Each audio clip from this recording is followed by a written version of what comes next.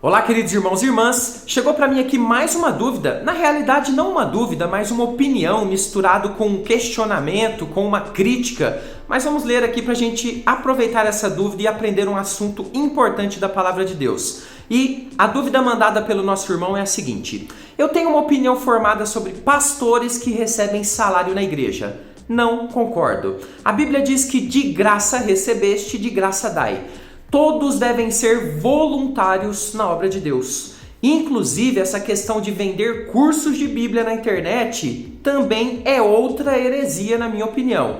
Tudo com relação às coisas de Deus devem ser de graça. Muito obrigado ao querido irmão que deixou pra gente aqui essa sugestão, essa crítica, e ela vai nos ajudar a aprender esse tema. E você também pode deixar sua sugestão, crítica, né? Se você quiser algum assunto que a gente trate aqui no nosso canal, deixa aqui nos comentários desse vídeo e o seu tema pode ser o próximo vídeo aqui do nosso canal. Antes de te explicar isso aqui, de responder a essa crítica, eu queria pedir a você, deixa o seu like. O seu like abençoa muito o nosso trabalho e ajuda muito e não custa nada para você. Deixa o like no nome de Jesus. Se você ainda não me conhece, eu sou o presbítero André Sanches, do blog esboçando10.com, e hoje eu vou conduzir você nesse estudo e nós vamos aprender o real significado de graça recebeste, de graça dai, que as pessoas fazem uma confusão danada a respeito disso, ok? Vamos então para a minha lousa de explicações aprender mais sobre esse tema. Vamos lá? Então vamos lá, texto na tela, Mateus capítulo 10, versículo 8 diz o seguinte: curai enfermos, ressuscitai mortos, purificai leprosos, expeli demônios. De graça recebeste, de graça dai. Quando as pessoas leem esse versículo, geralmente costumam ter muitos questionamentos em sua mente. Olha só, seria lícito, por exemplo, um pastor receber financeiramente pelo trabalho que realiza ali na obra de Deus? Ou, de repente, um autor cristão de livros que se dedica a produzir dicionários, conteúdos de estudo, receber pelas obras que está publicando? Ou ainda, missionários que deixam tudo e vão para terras distantes evangelizar e estariam errados em receber valores para o sustento de si e da sua família, do seu lar? Podemos ainda pensar sobre os professores de seminários que preparam pastores e líderes. Eles não deveriam receber nada pelas aulas que dão. Tudo deve ser voluntário e na boa vontade. E aqueles que produzem, por exemplo, as Bíblias que nós compramos aí online ou nas lojas físicas, estariam então errados em determinar certo valor para a aquisição daquela Bíblia, daquele material? Irmãos, é muito comum hoje que os trabalhadores da obra de Deus sejam bastante hostilizados com o uso desse texto que nós lemos no início, onde muitos vão afirmar que qualquer coisa que venha de Deus deve ser dada, não deve ser de forma alguma ou não deve ter de forma alguma qualquer valor. Tudo deve ser voluntário, tudo deve ser dado. Assim, pastores, autores, músicos, missionários, professores têm sido acusados com base nesse verso de serem mercenários, ou seja, de descumprir o texto bíblico em favor de si mesmo para ganhar alguma vantagem, utilizando então as coisas de Deus. Mas será que o verso de Mateus 10:8 realmente proíbe que pessoas que trabalham na obra de Deus de receber o seu sustento pelo trabalho que realizam? Hoje nós vamos fazer uma análise bastante profunda desse texto, por isso eu peço a você que tenha paciência e que fique até o final. E nós vamos começar essa análise primeiro entendendo o que não significa. Isso aqui é muito importante, porque eu vou demonstrar aqui o que não significa de graça recebeste, de graça dai, com versículos bíblicos, para que depois você, sabendo o que não significa, possa entender comigo o que Jesus está proibindo lá na sua ordem. E é nesse momento que você se inscreve aqui no canal, ok? Faça sua inscrição, estudos bíblicos de segunda a sexta, 15 horas aqui, gratuitamente no YouTube, ok? Vamos então aprender sobre essa questão. De graça recebeste, de graça dai, não significa que a Bíblia proíbe servos de Deus que se dedicam de forma especial à obra do Senhor de serem sustentados pelo trabalho que realizam. Isso fica muito claro quando nós observamos diversos textos e situações bíblicas que eu vou expor na sequência para você entender. Olha só, em primeiro lugar, Paulo recebeu salário. Sim, muita gente pega o apóstolo Paulo, que por um tempo foi construtor de tendas, para dizer, olha, Paulo trabalhava e nunca recebeu nada para ser missionário. Mentira!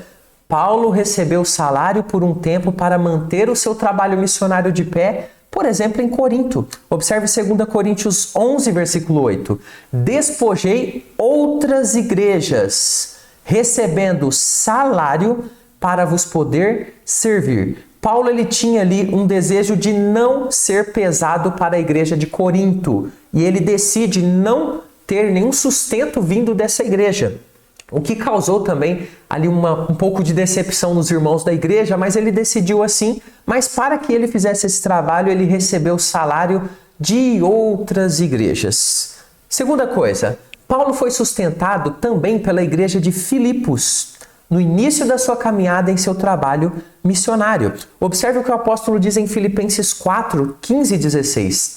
E sabeis também vós, ó Filipenses, que no início do evangelho, quando parti da Macedônia, nenhuma igreja se associou comigo no tocante a dar e receber. Então preste bem atenção. Dar e receber, senão unicamente vós outros. Porque até para Tessalônica mandaste não somente uma vez, mas duas, o bastante para as minhas necessidades. Então o que essa igreja mandou para Paulo? Ofertas, o bastante para as suas necessidades. Então observe que receber algo em troca do trabalho que você realiza como missionário aqui, e Paulo foi sustentado nessa questão aqui, não é pecado, está bastante claro dentro da Bíblia. Paulo ainda fala a respeito dos presbíteros, que aqui nesse contexto eram ali pastores das igrejas. Os presbíteros que faziam um bom trabalho deveriam ser honrados, por isso também financeiramente, pelo trabalho que realizavam.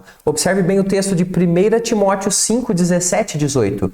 Devem ser considerados merecedores de dobrados honorários. Não sabemos ao certo o que significa esses honorários, mas o certo é que significa alguma coisa que era dada a esses homens, dobrados honorários.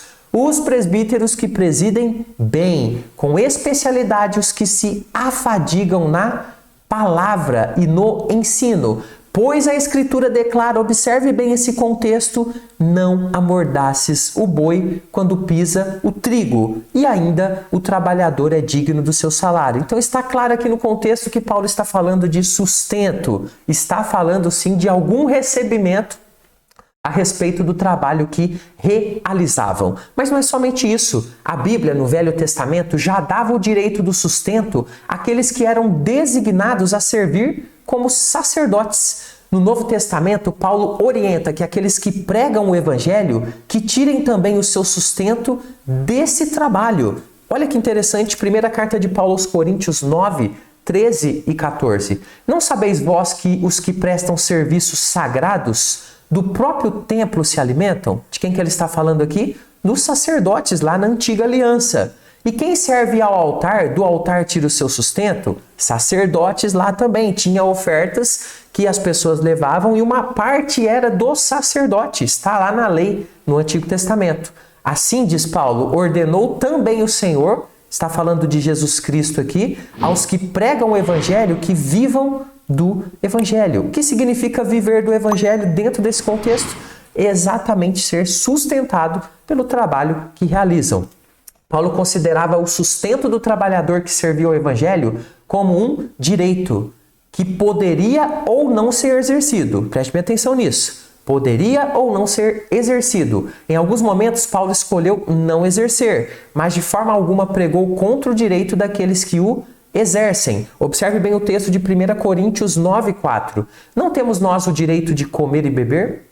E também o de fazer-nos acompanhar de uma mulher irmã, como fazem os demais apóstolos e os irmãos do Senhor e Cefas, Pedro?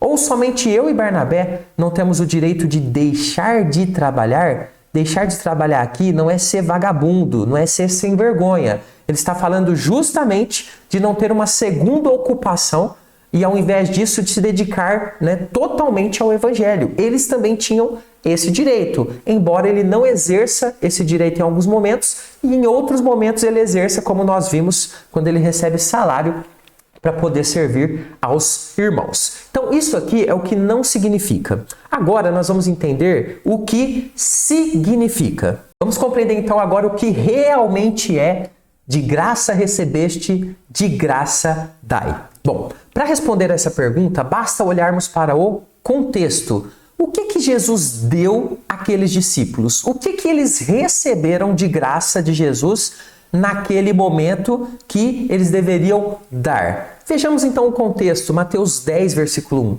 Tendo chamado seus 12 discípulos, deu-lhes, preste bem atenção, o que Jesus deu-lhes? Autoridade sobre espíritos imundos para expelir e para curar toda sorte de doenças e enfermidades. E aí você vai observar no contexto que Jesus chama esses 12 e os envia com diversas instruções. Bom, foi esse poder que eles receberam de graça, de fazer exatamente essa missão que Jesus deu a eles. Assim, de graça recebeste, de graça dai, significa que eles não deveriam usar essa autoridade e esse poder que eles receberam como uma moeda de troca. Ou seja, não lhes era permitido exigir que só fariam aquilo, um milagre ou uma cura, por exemplo, mediante um pagamento. Isso é que está proibido aqui. Achar que de graça recebeste, de graça dai, seja uma proibição, por exemplo, de um autor que dedica anos e anos de estudo e pesquisa, né? Achar que ele está errado em financiar o seu trabalho com a venda de um livro, por exemplo, isso está errado, não é o que Jesus está proibindo ali, de forma nenhuma. Se realmente fosse proibido que tudo aquilo que recebemos de Deus não pudesse gerar algum sustento em nossa vida, então nada, preste bem atenção, nada poderia gerar algum ganho, pois tudo que temos e somos, recebemos de Deus. Sim, você que tem qualquer profissão que você tiver, você recebeu esse talento de Deus, essa força de Deus. É o que diz Deuteronômio 8,17. Não diga, pois, no teu coração, a minha força e o poder do meu braço me adquiriram essas riquezas. Antes te lembrarás do Senhor teu Deus, porque é Ele o que te dá. Preste bem atenção. É Ele o que te dá força para adquirir as riquezas, para confirmar a sua aliança que sob juramento prometeu a seus pais, como hoje se vê. Então, preste bem atenção. Se você recebeu, por exemplo, o talento para ser um médico, você então deveria atender as pessoas sem cobrar nada por isso? Porque você recebeu isso de Deus. De graça recebeste, de graça dai. Será que a aplicação do texto de Jesus é dessa forma? Sabemos que não. Ou se você teve a capacidade de criar um comércio para você, você tem uma vendinha, um mercadinho, um açougue, enfim, um varejão. Será que você então deveria dar todos os produtos ali de graça para as pessoas, já que Deus te deu esse lugar, esse comércio, já que Deus te deu força, inteligência, capacidade de ser um empreendedor? Então você tem que dar tudo de graça, pois de graça recebeste, de graça dai? Sabemos que não é isso que Jesus está dizendo ali. Por fim, apenas para pegar mais alguns exemplos, se aquelas pessoas, por exemplo, que imprimem as Bíblias, essas Bíblias que a gente usa, se elas não pudessem cobrar um valor por elas, sabe o que aconteceria?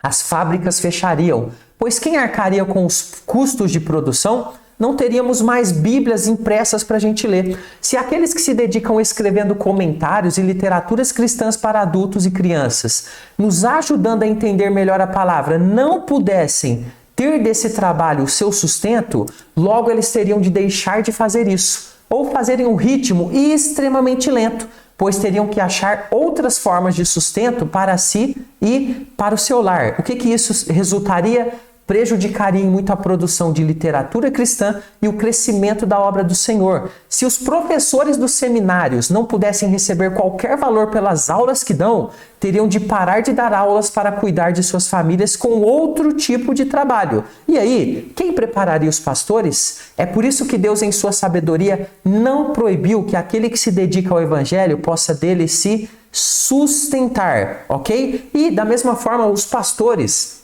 se eles tivessem que trabalhar o dia todo, né, e depois serem pastores, como que eles iriam visitar? Como que eles iriam dar conta de todo o trabalho? Seria bastante complexo. Evidentemente que eu repudio aqui todos os excessos e exageros daqueles que são apenas exploradores. Eu estou falando aqui de servos verdadeiros e não daqueles mercenários reais que fazem do evangelho uma estratégia mercadológica apenas para ficar ricos. Mas nós não podemos generalizar e penalizar servos fiéis com base em comportamentos errados daqueles que cometem exageros. E nem usar um texto bíblico de forma errada para acusar servos que estão em acordo com os princípios bíblicos de serem mercenários por receberem o seu sustento merecido do seu trabalho fiel a Deus. Então, de graça recebeste, de graça dai, é um padrão de boa conduta que os servos de Deus devem seguir e não uma forma de jogar servos de Deus em uma sarjeta como se não fossem dignos de serem sustentados pelos trabalhos que realizam. Então, ao irmão que deixou aquela crítica na nossa pergunta de hoje, não concordo com você, pastores podem ser sim sustentados pelo seu trabalho e devem ser, e também autores cristãos, professores, pessoas que se dedicam, exclusivamente a esse trabalho, têm sim o direito de receber, de serem honrados para o sustento de si e do seu lar. Isso não está proibido na Bíblia. O que está proibido por Jesus Cristo, conforme está ali no contexto, era vender aquilo que foi dado a eles, ou seja, as curas, o poder de executar milagres, de ressuscitar mortos e por aí vai. Devemos ter isso em mente. E para você que ficou até aqui, nós temos aqui 2 materiais. Você que entendeu a importância de pessoas como eu, que faço aqui esse trabalho, criarem materiais para o seu crescimento e você também investir nesses materiais para o crescimento,